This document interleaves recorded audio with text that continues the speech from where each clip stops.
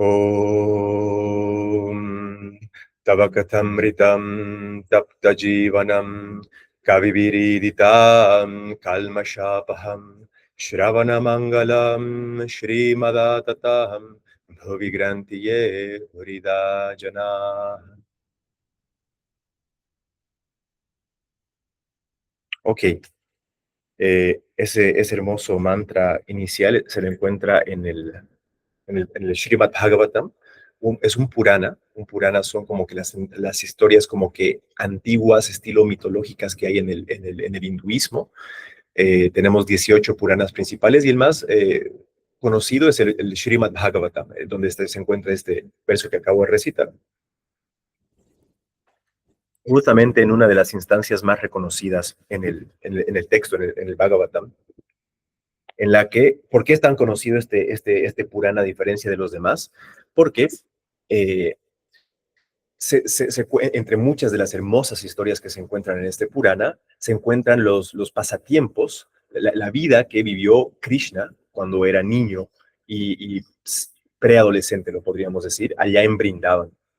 Eh, hay muchas historias, ¿qué es lo que pasaba en esa época? El tío malvado de Krishna, Kamsa, era un gran demonio en un humano y quería mucho poder, era sumamente egoísta y sí, realmente tenía mucho poder, pero escuchó que eh, iba a venir una persona, el hijo de su hermana, nada más y nada menos, que iba a ser el encargado de matarlo.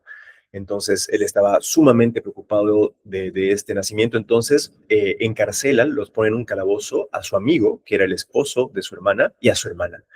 Y va matando a todos sus hijos. ¿Y por qué? Porque tenía miedo de que el octavo hijo, eso decía la profecía, Krishna, iba a ser quien lo mate. Pero todo se alineó, nada puede cambiar los planes divinos de Dios. Y Krishna logró sobrevivir. Es una historia bastante hermosa, pero un poco larga, no la voy a profundizar ahora. Y de alguna manera mística, muy hermosa, terminó en un pueblo muy hermoso que se llama Gokula. Para muchas de las personas que son muy devotas a Krishna, cuando van a la India, intentan sí o sí estar en Gokula y en Brindavan, porque son los escenarios principales donde Krishna como Govinda o como Gopala vivieron, eh, vivió, ¿no? Entonces, ¿por qué les estoy contando esto? Bueno, justo ahora sigo algunas páginas en Instagram que suben contenido espiritual, obviamente, y entre estos hay una cuenta de un español, Hari, no me acuerdo cuál es su nombre completo, que se llama, ¿cuál es el nombre de su página? Bueno, se me fue la memoria, pero había una instancia muy, muy linda en la que es algo poco comprendida este episodio, porque en la India creemos que Krishna era una encarnación divina, era literalmente Dios encarnado como persona. Y hay una historia un poco confusa y rara en la que las gopis, que eran las mujeres encargadas de hacer la mantequilla y la leche y todo, porque eso era a lo que se dedicaban en ese hermoso pueblo en Brindavan, lo amaban muchísimo a Krishna. Y Krishna tenía en esa época capaz, no sé, 11, 12 años. Y hay una historia en la que las gopis, solamente entre las gopis, las chicas, estaban bañándose en un lago. Y estaban desnudas. ¿Y qué es lo que pasó? Krishna agarró la ropa, la vestimenta de las gopis y se las quedó con él y se subió a un árbol.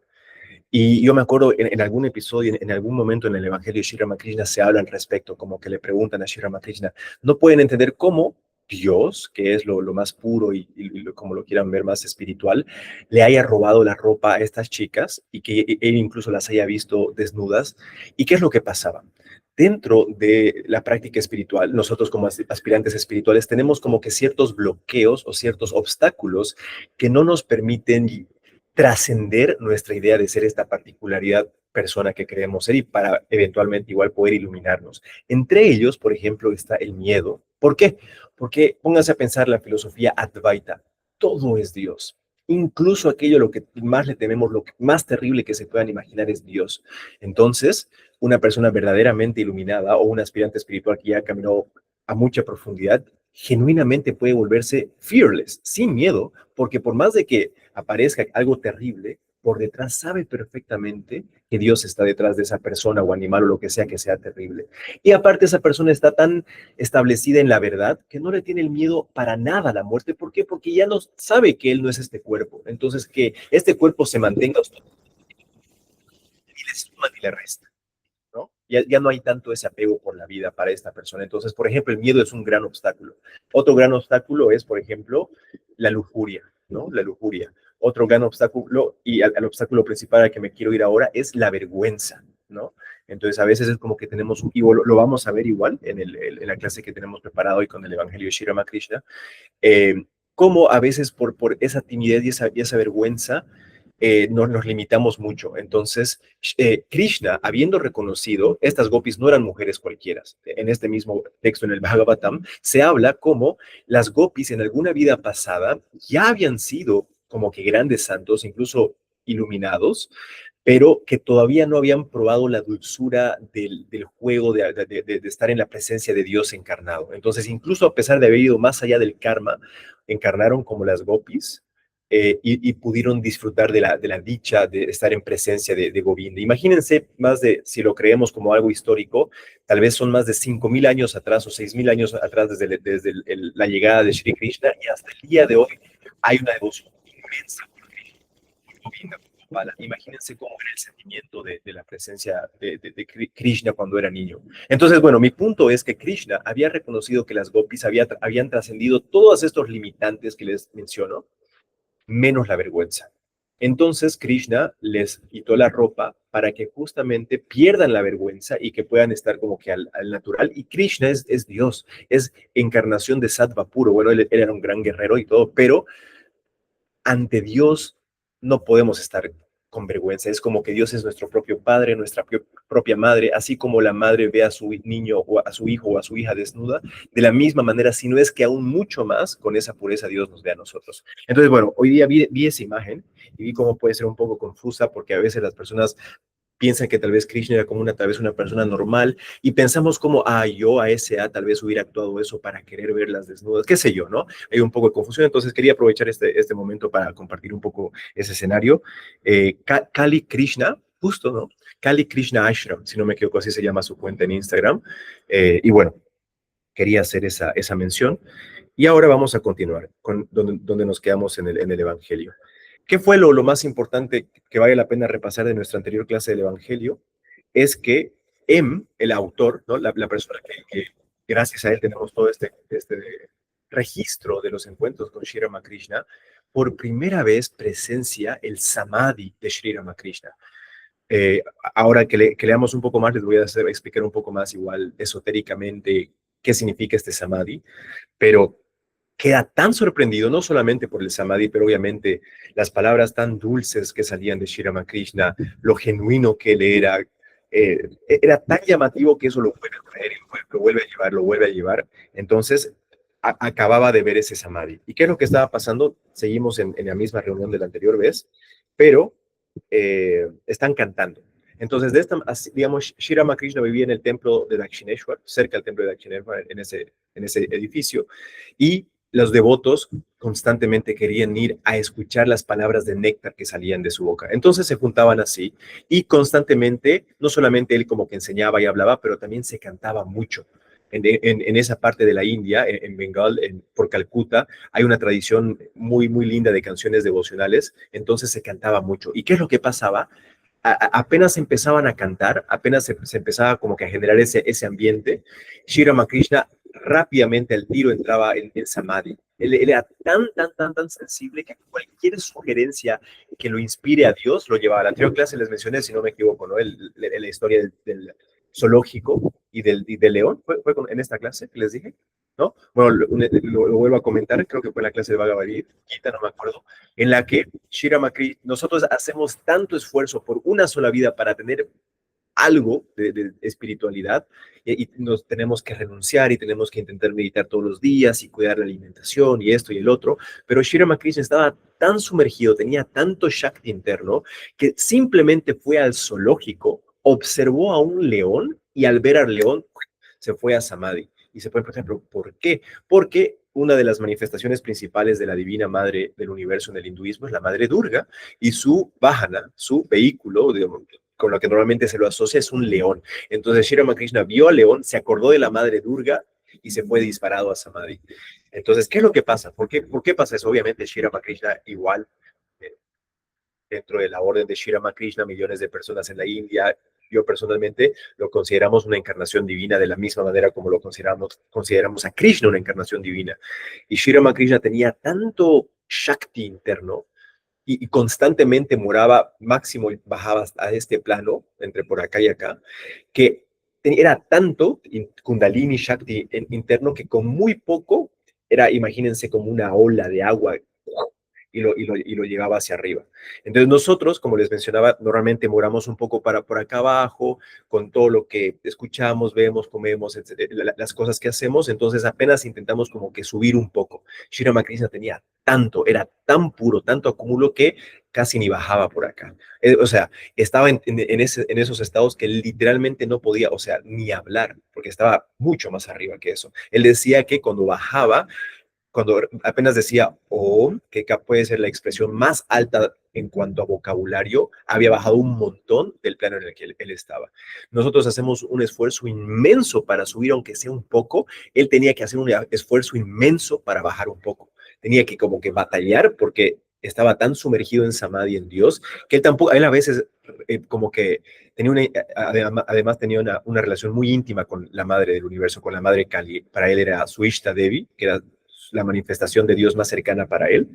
Le decía, por favor, haz que baje porque quiero poder estar hablando con los devotos. Imagínense, nosotros hacemos tanto esfuerzo para subir un poco, él hacía un montón de esfuerzo para bajar. Entonces a veces pedía que le den agua o fumar como que un cigarro, como lo hacían ahí en esa época en la India, para que no por gusto, sino para que su mente pueda bajar un poco.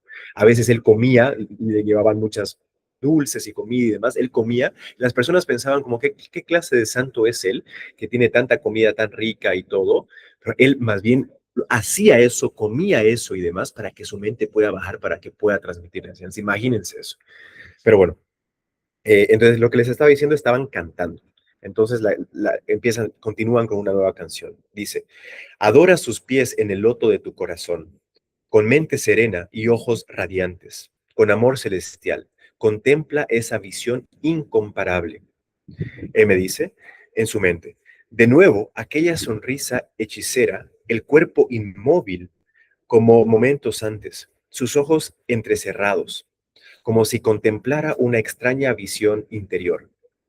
Si ven la imagen más conocida principal de Sri Ramakrishna, él literalmente está en Samadhi y justamente sus ojos están como que entrecerrados. Apenas leí eso, me llevó a ese, si la quieren buscar.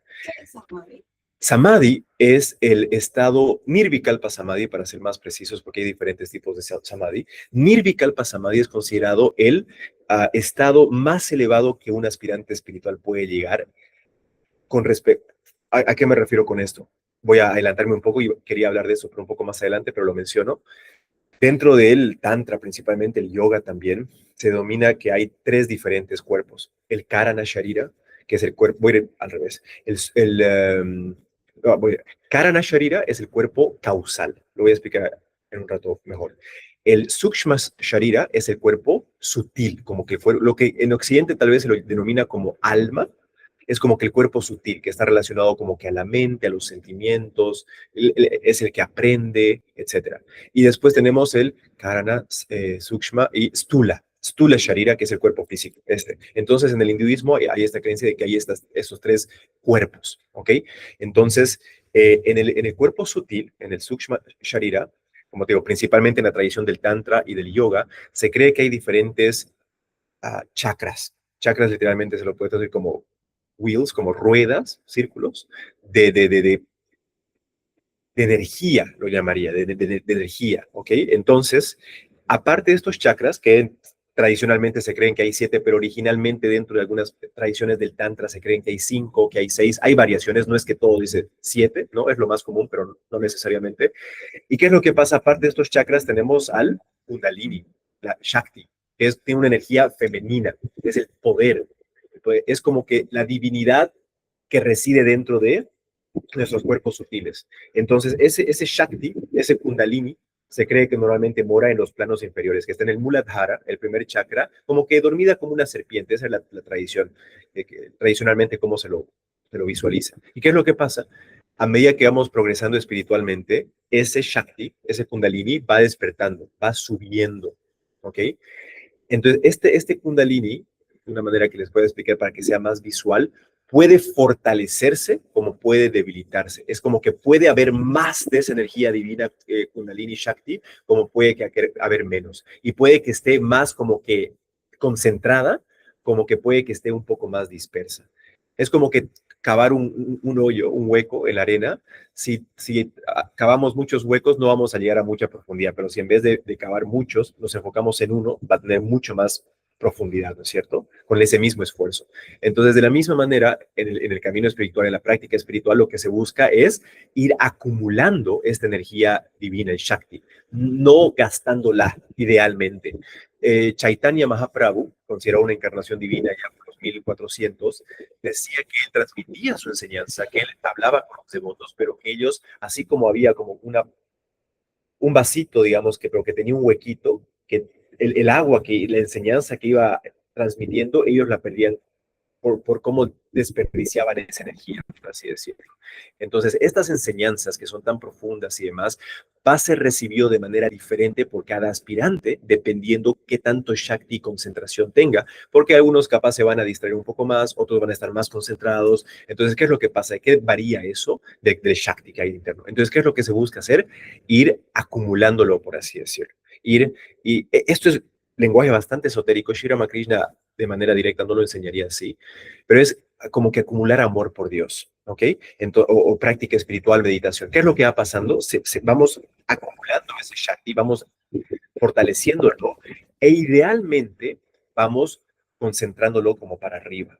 ¿Ok? Pero ¿qué es lo que pasa mayormente las personas en el mundo? Y no es que esté mal, no para nada, pero gastamos esa energía en otros planos, por así decirlo. Entonces, por ejemplo, muchas personas, que es muy válido, no lo estoy menospreciando ni nada, pero quieren, digamos, tener un excelente físico y quieren, digamos, tener pectorales y su abdomen. Entonces, y realmente es difícil, no es fácil sacar ese tipo de físico, se necesita mucho esfuerzo, mucha energía y demás. Entonces, enfocan ese Shakti, esa gran energía, para producir esos físicos, esos cuerpos, por así decirlo. Pero ¿qué es lo que pasa? Como están, digamos, tal vez 1, 2 horas en el gimnasio, algunos le meten en la mañana, en la tarde y demás, capaz va a llegar la hora de la noche y no se van a hacer, ya no van a tener la energía para tal vez meditar o hacer otras cosas. ¿Por qué? Porque esa energía ha sido gastada en ese plano. ¿Se dan cuenta? Entonces, no es que tengan nada de malo, pero la energía está siendo gastada en ese plano. O igual, por ejemplo, con las relaciones sexuales, no tiene absolutamente nada de malo, pero esa energía que se acumula mucho ahí es como que gastada en esos planos un poco inferiores y no tenemos ya la energía suficientemente fuerte y concentrada como para subir más. ¿Por qué? Porque le estamos gastando un poco más abajo. Y es muy válido, porque si es que no disfrutamos también de esos planos, segundo plano, tercer plano, no nos vamos a dar cuenta que sí hay cierto nivel de placer y todo, pero que realmente no me da que esa paz suprema y esa dicha suprema que nosotros como aspirantes espirituales estamos idealmente buscar. Entonces, vamos acumulando, concentrándola, fortaleciéndola y va subiendo por los diferentes planos. Justamente hay una instancia acá en el Evangelio en el que Shri Ramakrishna explica qué es lo que pasa exactamente al murar. En la anterior clase igual lo mencioné, pero bueno, para responder tu pregunta tenía que explicar eso. ¿Qué es Samadhi? Samadhi, Nirvikalpa Samadhi, es tener tanto Shakti acumulado, no permitir que se dispersen otras cosas, y con meditación y concentración o con canto, como le pasaba a Shri Ramakrishna, o ver a un león. ¿Qué es lo que pasa? Hay tanto Shakti acumulado, penetra hasta el séptimo chakra, que es el Sahasrara, donde está la corona, y lo penetra y entra en lo que es Nirvikalpa Samadhi. Un Samadhi, en el Raja Yoga, el libro donde Swami Vivekananda expone el camino de la meditación y también comenta sobre los sutras de Patanjali, que es la escritura principal de la filosofía yoga.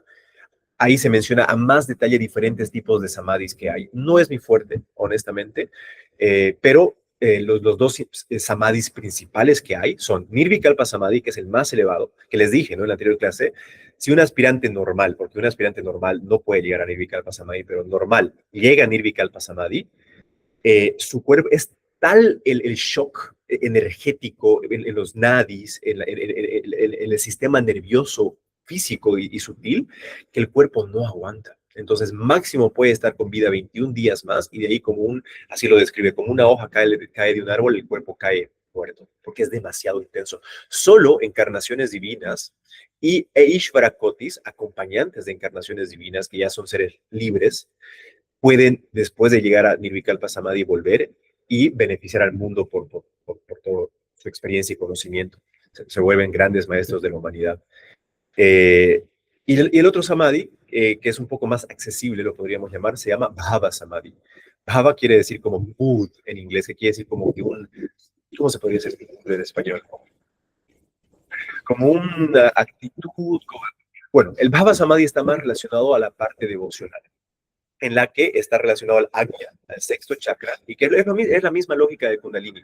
Agarramos y la concentramos acá y a través del sexto chakra tenemos la visión de Dios. Dios en este aspecto siendo Saguna Brahman, siendo Ishvara, siendo Dios con forma y con atributos. Entonces algunos de nosotros tal vez vamos a resonar más con Jesús, otros más con Krishna, otros más con la Madre. Con el aspecto que más resonemos, Dios se presenta en ese Bhava Samadhi. Tenemos literalmente la visión de Dios en ese aspecto. Entonces, sí, eso son. ¿Y qué es lo que les digo? Es ese acúmulo de energía y redirección a estos diferentes planos. Eso. Voy a hablar un poco más de eso al respecto. Pero por eso es lo esencial. Eh, ok. El samadhi que vio y la divina felicidad que había presenciado dejaron en la mente de M una impresión indeleble. Volvió a su casa profundamente conmovido. De vez en cuando podía escuchar en lo íntimo de sí mismo el eco de esas líneas embriagadoras. ¿Está recordando la canción? Dice, sumérgete por siempre jamás en él, oh mente mía, que es puro conocimiento o conciencia y pura felicidad.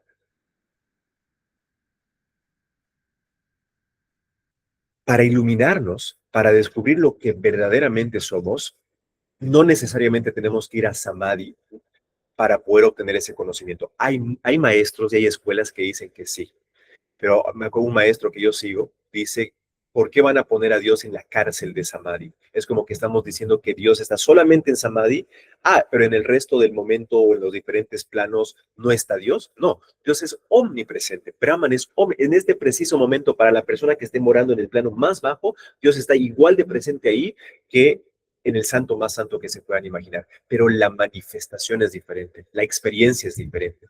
Entonces, sí, una persona cuando llega a Samadhi vuelve de Samadhi y ha iluminado, pero no es el único camino, ese es el camino de la meditación.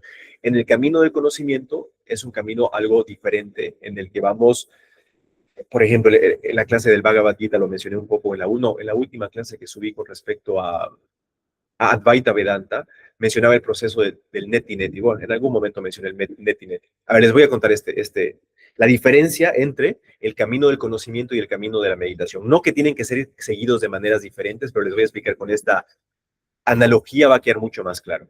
Tenemos a un papá con su hijo y su papá quiere mostrar a su hijo qué es una pantalla de cine.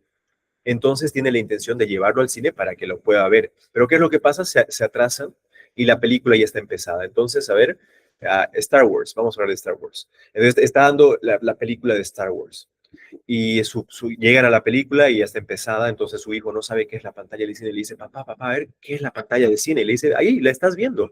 Y su hijo ve, Anakin es la pantalla de cine. No, no, no, le dice, lo que está más allá de Anakin, le intenta mostrar. Y ve, y había una nave espacial. Le dice, ¿es la nave espacial? Y le dice, no, no, no, lo que está más allá de la nave espacial. Y analiza, dice que el espacio y las estrellas es la pantalla. Le dice, no, no, no. Entonces, ¿qué estamos haciendo ahí? Neti, neti. Neti, neti quiere decir esto no, esto no. Y eso es de la manera que se lo sigue a través del camino del conocimiento. Es como que vamos rechazando, vamos diciendo, esto no es Brahman, esto no es Brahman, hasta que queda lo único que no hemos rechazado, que es existencia y conciencia absoluta. Entonces el niño como que va rechazando, ok, la pantalla no es Anakin, la pantalla no es la nave espacial, la pantalla no es las estrellas y el espacio exterior. La pantalla es aquello que siempre está ahí y que va acompañando las diferentes escenas de la película. Eso, de la misma manera, eso es Brahman. Entonces, ese es el camino del conocimiento, ¿ok? No tenemos que llegar a Samadhi para poder iluminarnos y reconocer a la pantalla que está eternamente ahí, constantemente ahí. En el camino de la meditación, en el Raja Yoga, Dhyana Yoga, ¿cuál es el proceso? Lo mismo, el niño quiere aprender qué es la pantalla y su papá le dice, mira, es esto, no es esto, no es esto. El niño no entiende, no lo aprende de esa manera. Entonces, ¿qué es lo que pasa? Esperan hasta que la película termine. ¿Y qué es lo que está pasando? Hay diferentes escenas, algunas de acción, otras de romance, Anakin con Padme, otras más terribles en las que aparece Darth Vader, como sea. Aparecen diferentes escenas, pero ¿qué es lo que pasa? Llega un momento en el que la película se acaba, o digamos que es un largometraje, como a veces hay, que hay un receso, y dejan de aparecer escenas en la película. ¿Y qué queda ahí? Solamente la pantalla. Entonces, de la misma manera, en el Raja Yoga, en el yoga, justamente el primer verso, el primer sutra de los Yoga Sutras es Yoga Chitta Vritti Nirodha, que quiere decir que el yoga ya hace referencia como que a la unión, a obtener yoga, a ganar el conocimiento y la verdad, se da cuando hay una cesación de las fluctuaciones mentales. ¿Qué quiere decir eso? Que obtenemos yoga, que nos iluminamos, que descubrimos la verdad en el momento que las fluctuaciones mentales, que los pensamientos, los vrittis, Yoga Chitta Vritti Nirodha, dejan de aparecer. Entonces, a través de la meditación, intentamos que van a aparecer diferentes escenas de la película, van a aparecer diferentes pensamientos. ¿Qué he comido hoy? ¿Qué pasa? ¿Qué aprendí hoy en mi clase de filosofía? ¿Qué voy a hacer mañana? Aparecen escenas en la película, aparecen vrittis en la mente. Entonces, con concentración, por eso es muy importante Shakti, porque si estamos con poco Shakti, estamos desconcentrados, la columna no está muy bien y demás, no vamos a aguantar mucho tiempo meditando. Entonces, es un camino algo más desafiante. Eh, ¿Y qué es lo que se busca hacer? Ya va a llegar un momento de mucha concentración y la mente va a dejar de estar produciendo pensamientos y nosotros normalmente nos identificamos con los pensamientos, pero ¿qué va a pasar? No va a haber ni un pensamiento, pero ¿qué es lo que va a pasar?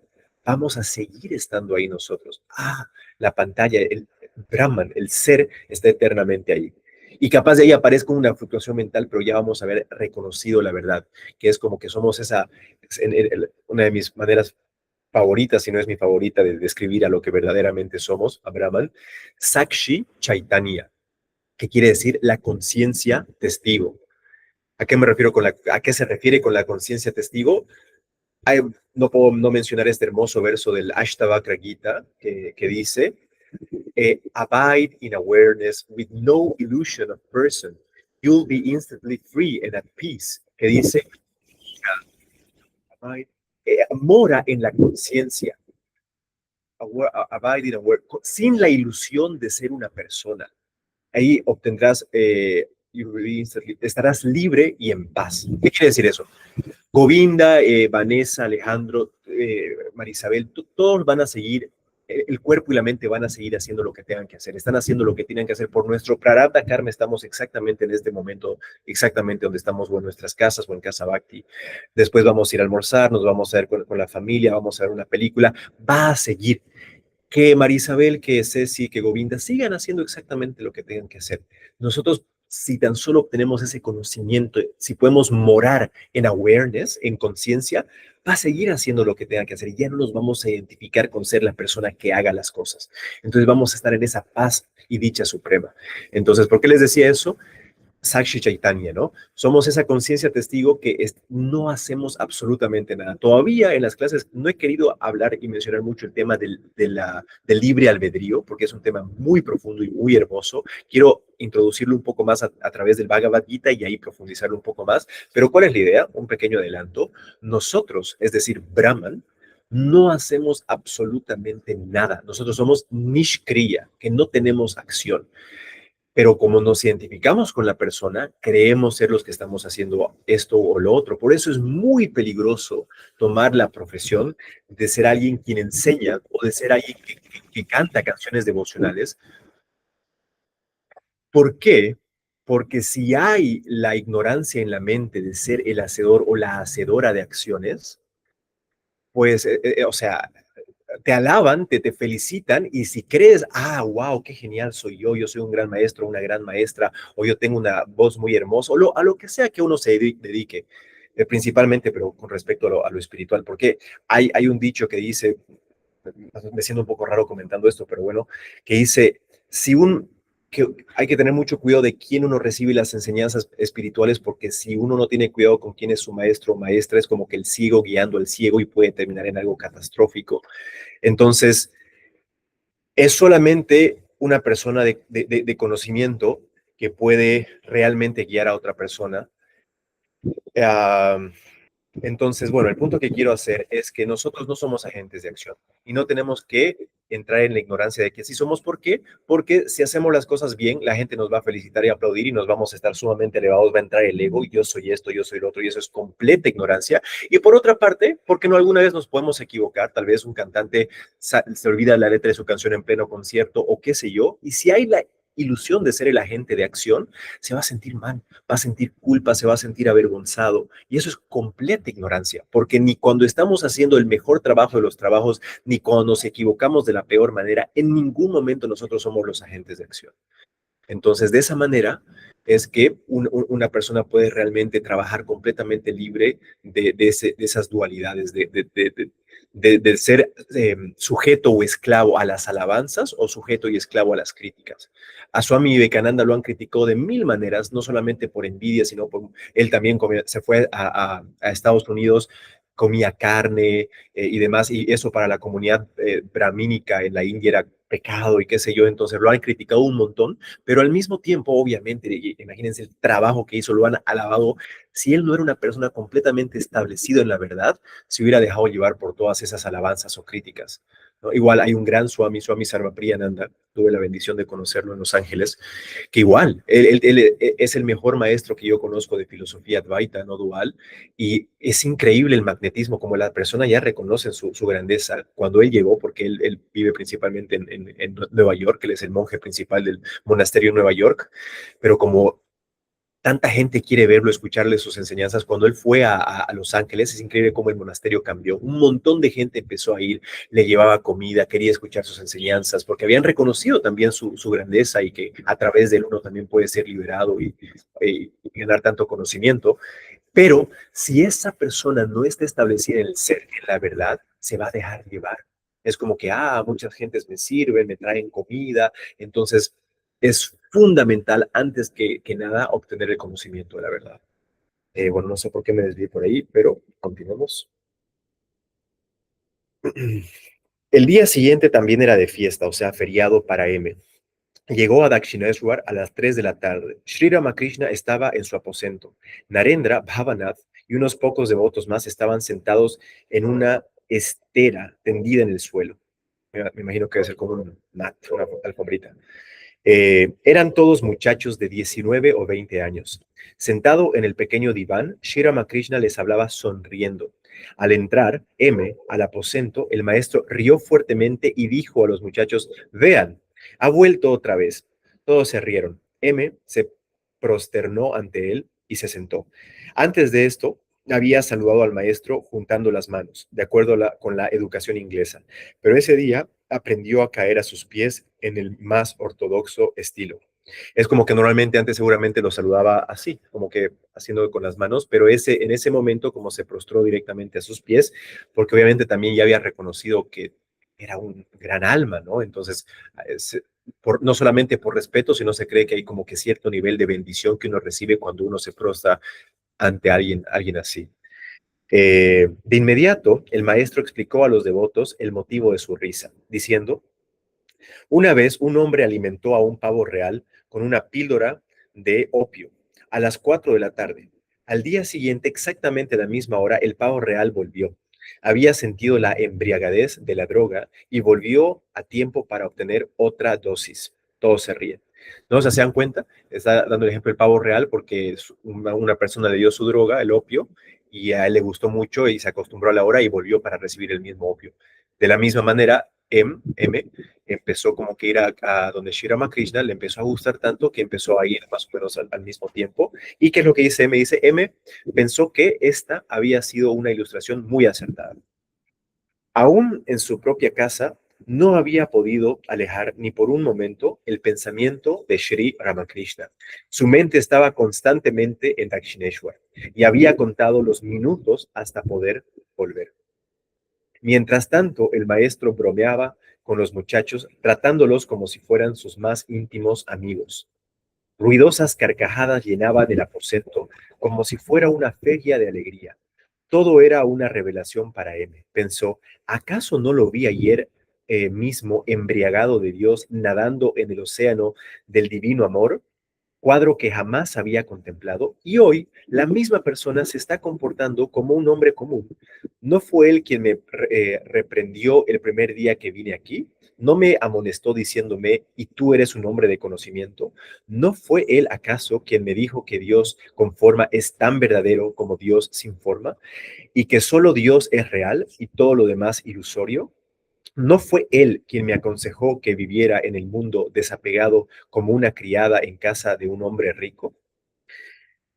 Ok, acá podemos ver principalmente dos cosas. La primera, Shri Ramakrishna no era una persona monótona, no sé si así lo dice, o sea, no era que solamente tenía una personalidad, no es que solamente estaba en Samadhi o que solamente hablaba del camino del conocimiento o solamente hablaba de la meditación o solamente del amor. Tenía no sé si infinitas, pero muchísimas diferentes como que capas, dependiendo con quién estaba. Había, habían muchas veces que discípulos musulmanes lo visitaban y él les hablaba como un musulmán. Otros que eran amantes de Krishna, Vaishnavas, él les hablaba como un Vaishnava. Otros seguidores del camino del conocimiento y les hablaba de la misma manera. Ya les había mencionado esto, pero lo muy importante es que él siempre les decía que está bien, aferrate a tu camino, lo que sea que resuene contigo, pero por ningún momento creas que tu camino es el único verdadero. Eso es algo muy común con muchas personas de diferentes religiones, cristianas, católicas, budistas, hindús, tienen su fe muy fuerte en ellos, eso está perfecto, pero demonizan a las demás. Ah, tú no estás siguiendo mi camino, entonces estás de ida al infierno. Eso demuestra un entendimiento espiritual muy básico todavía. Solamente cuando una persona llega a cierta madurez espiritual que, ok, no significa que voy a seguir todas las religiones, no, pero son diferentes caminos que resuenan con diferentes personalidades y diferentes naturalezas. Entonces, ese es uno. Y el otro muy importante que les quería decir es, póngase a pensar, tradicionalmente cuando vamos a algunos lugares espirituales como algunas iglesias o templos, normalmente se les da esta energía como que mucho más seria, ¿no? O sea, como que, no, raramente se ríe en un sermón o cuando habla el padre o lo que sea, no tiene esa energía tan suelta. Y acá Sri Ramakrishna, que en esa época, en esos años tenía 46, 47 años, estaba con más que nada jóvenes de 18, 19 años y estaba constantemente riendo. Obviamente, principalmente si era casi exclusivamente de lo único que hablaban era de Dios, pero lo hacía de tal manera que la gente lo disfrutaba, se reía, se divertía, era un ambiente mucho más suelto. Entonces, a veces tendemos a relacionar a Dios como algo un poco más frío y serio, pero Dios, por eso es tan importante también tomar refugio en el camino devocional. Nos damos cuenta que Dios ni siquiera podría ser el embodiment o la encarnación, porque no es que está confinado a algo, pero es dulzura pura, es amor puro.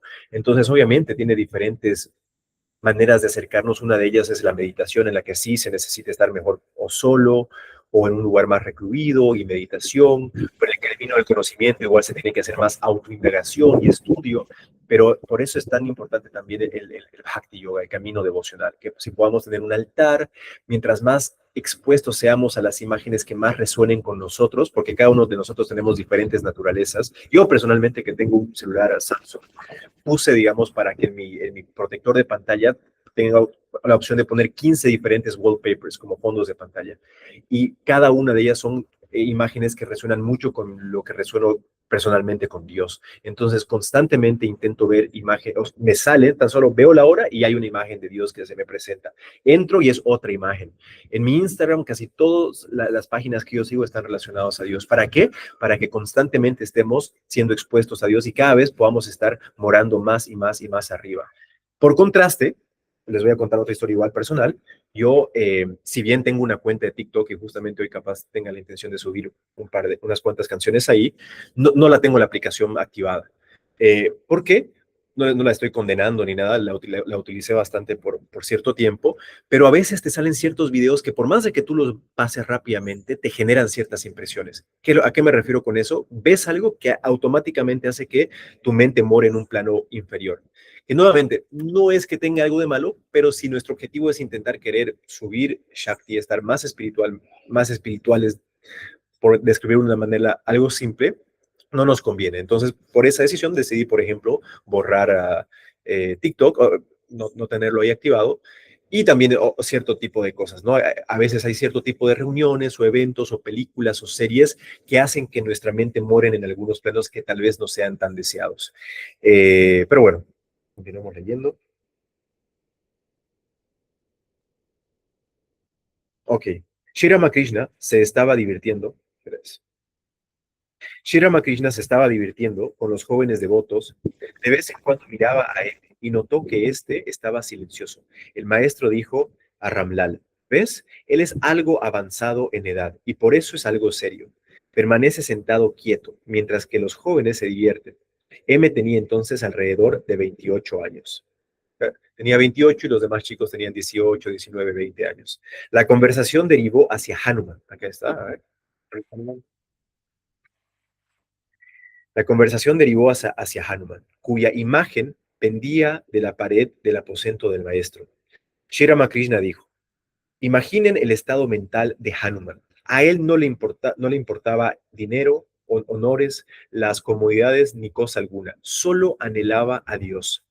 En el momento que escapaba con el arma celestial que había sido escondido en el pilar de cristal, Mandodari comenzó a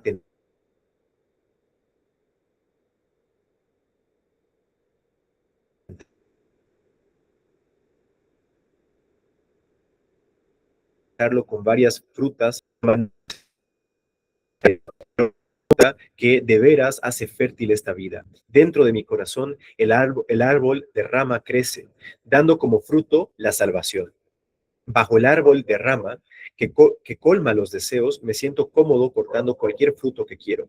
Pero si hablas de fruta, mendigo no soy de frutas comunes. Mira, me voy dejando para ti una fruta amarga. Ok, esta es una instancia del Ramayana, que creo que hasta ahí lo vamos a dejar, ¿sí? eh, una historia del Ramayana. El Ramayana es una de las, se les llama oficialmente itihasas, ¿sí? Itihasas, que tenemos, son las dos grandes épicas que tenemos en el hinduismo, el Ramayana y el Mahabharata. El Ramayana habla de la historia de Rama, que es considerado como una encarnación de Vishnu, y más adelante Krishna es considerado otra encarnación de Vishnu, ese es el Mahabharata. Obviamente no hablan exclusivamente de él, especialmente en el Mahabharata, es una historia más amplia, hay otros personajes que también son bastante principales. ¿Y qué es lo que pasa? Spoiler alert, en caso de que no hayan escuchado la historia, eh, el malvado rey Ravana, que era el encargado, el rey del reinado Ceylon, que es lo que ahora es Sri Lanka, era un terrible rey malvado. Secuestraba mujeres, conquistaba terrenos, hacía lo que sea que él quería. Era casi inmortal, muy difícil de matar. Justamente había solamente un arma en específico que podía matarlo, que era esta arma de la que se habla. Entonces, antes de saber quién la había secuestrado, bueno, me estoy adelantando, ¿qué es lo que pasó? Rama estaba con su esposa Sita, considerada una encarnación de la divina madre del universo, Rama encarnación de Vishnu, estaban en el bosque junto al hermano Lakshman, el hermano de Rama. ¿Y qué es lo que pasó? Un día, Ravana eh, tendió una trampa a Rama y a Lakshman y secuestró a Sita. Entonces no sabían dónde estaba, solamente sabían que alguien la había secuestrado y desesperados empezaron a buscarla por donde sea que podían. Y encontraron a un grupo de, ¿cómo lo podríamos decir? Vánaras, o sea, literalmente así se llama la especie, pero son como que monos, hombres monos, por así decirlo, al menos eso es lo que dice la leyenda. Y bueno, para hacerla un poco más corta la historia, así es como Rama y Hanuman se conocen. Hanuman reconoce, es que esa es la cosa, se necesita grandeza para verdaderamente reconocer grandeza. Entonces Hanuman obviamente reconoció a Rama, no sé si de manera instantánea como una encarnación divina, pero como una gran alma. Entonces se hizo obviamente primero su amigo y después su gran servidor. Y el Sugriva, el rey de los monos, tenía como que un gran ejército que al final Rama lo ayuda a recuperar su reinado y demás, pero ¿qué es lo que pasa? Sugriva le dijo que llegaron a un acuerdo, que Rama lo iba a ayudar a recuperar su reinado y una vez Sugriva, con su reinado de Vánaras, de monos, lo iba a ayudar a buscar a Sita. Al final se hizo eso, se dividieron diferentes grupos del ejército de Vánaras y en el grupo de Hanuman llegó un momento en el que Hanuman, siendo una encarnación, considerada una encarnación de Shiva, no era cualquier Vánara, era sumamente poderoso, pero él cuando era niño era sumamente travieso, tenía tanta energía y era un niño travieso que estaba haciendo como que estragos un poco. Entonces algunos santos mayores le hicieron como un hechizo para que se olvidara de sus poderes y quién era y sus capacidades. Entonces llegó un momento en el que estaban buscando a Sita, escucharon dónde se encontraba Sita, que era cruzando el océano en Sri Lanka, y ahí había un santo, un gran sabio mayor, no me acuerdo el nombre de este, bueno, que tenía la capacidad, el conocimiento de ciertos mantras para hacer que Hanuman se acuerde de su verdadera naturaleza y poder. Entonces le ve que es el momento adecuado, le hace recuerdo y en ese momento la historia es que Hanuman tenía muchos poderes como que ocultos, entre esos, por ejemplo, poder volar, poder crecer y demás. Entonces crece, los monos que estaban ahí con él lo aplauden, lo ven como lo grandioso que es, y en eso como que de un salto cruza a Sri Lanka. En eso, entre medio del océano, aparece una demonia, bueno, es un poco más larga la historia, pero en lo que está en Sri Lanka encuentra Sita, le explica el plan que tienen con Rama de encontrarla. Incluso Hanuman le dice, te puedo salvar, vamos, porque Hanuman la podía haber cargado en su espalda y se la llevaba. Pero Sita había reconocido que en todo el reino de Sri Lanka había muchos esclavos y muchas personas sufriendo. Entonces le dijo, no, que Rama vengan ustedes como ejército y ayudemos a todas estas personas que están sufriendo. Y literalmente eso pasa y en eso, no sé muy bien el orden, pero Hanuman se deja atrapar, hace como que ciertos estragos, él tenía la capacidad de cambiar su aspecto físico, se convierte en un monito y recoge esta arma, no sé exactamente en qué momento pasa esto del arma, pero recoge el arma y Mandodari, que es la que mencioné, es una de las esposas de Ravana, el malvado, el rey malvado, y lo intenta tentar, como lo ve como un monito con frutas, y es ahí que nace esta historia, y le dice, a mí no me tientes con frutas normales, porque yo solamente me deleito en la fruta de Rama en mi corazón. Y bueno, en eso, para finalizar un poco esa parte de la historia y no se quedan con la intriga, Hanuman está muy molesto. Incluso a alguien como Hanuman, la ira le dominó en algún momento. Y en su explosión de ira, por así decirlo, incendió un gran pedazo de Sri Lanka. O sea, armó un gran incendio, pero no había considerado que Sita también estaba ahí. Shri Ramakrishna en algún momento le dice, incluso Hanuman, cegado por la ira, incendió Sri Lanka sin darse cuenta que podía quemar a Sita, ¿no? Pero bueno, si quieren saber el resto de la historia del Ramayana, Kali, acá la dueña de Casa Bhakti, creo que justo va a empezar a dar un curso de Ramayana, ¿no? ¿Cuánto pasa? ¿Ya comenzó? Quedan grabadas. Ajá. Y solamente hemos pasado 2 clases. Ah, ¿y cuántas son en total? Ok, ok. Ah, ok, quedan grabadas. Si quieren, igual pueden escribir en el Instagram de Casa Bhakti, si quieren estudiar un poco el Ramayana. Y también igual lo pueden hacer, hay textos en internet, videos en YouTube y demás. Así que, bueno, con eso voy a finalizar la clase con mantras. Om.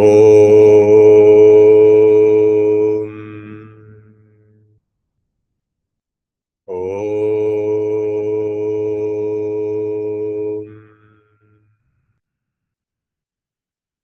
Om. Shanti, Shanti, Shanti. Hari Om Tat Sat. Shri Ramakrishna Arpanamastu. Shri Sarada Arpanamastu. Jai Ma, Jai Ma, Jai Thakur. Jai Ma Govinda. Muchas gracias por haber estado presentes, tanto